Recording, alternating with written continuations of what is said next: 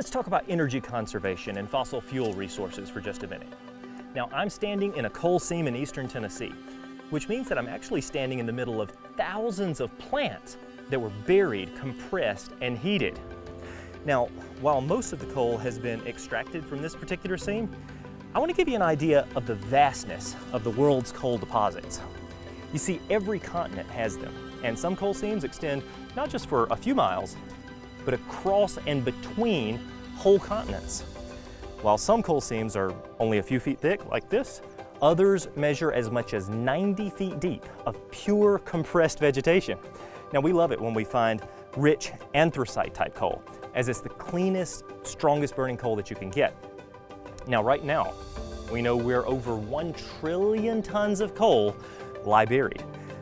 If we continue to dig out and use coal at our present rate, there's enough, just that we know of, to last for well over another century before we run low.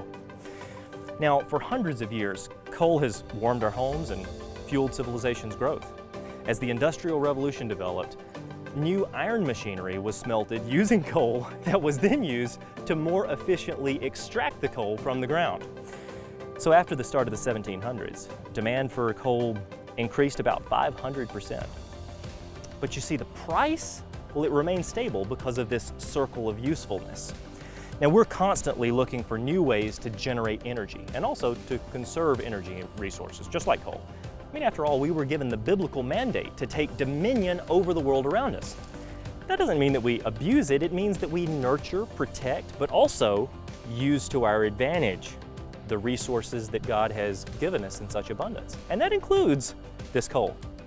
Today, we're constantly developing cleaner ways to use the coal we have. And there's one thing that secular scientists don't often mention.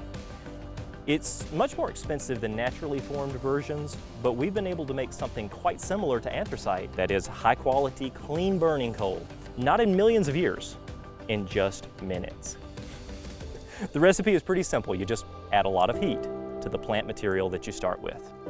This black rock is far more than just a mineral holding up the ground. It's a silent witness to the flood that we read about in Scripture. But even more, it speaks to the creativity and the judgment and the provision of Yahweh, the God of the Bible. I'm David Rives. Truly, the heavens declare the glory of God.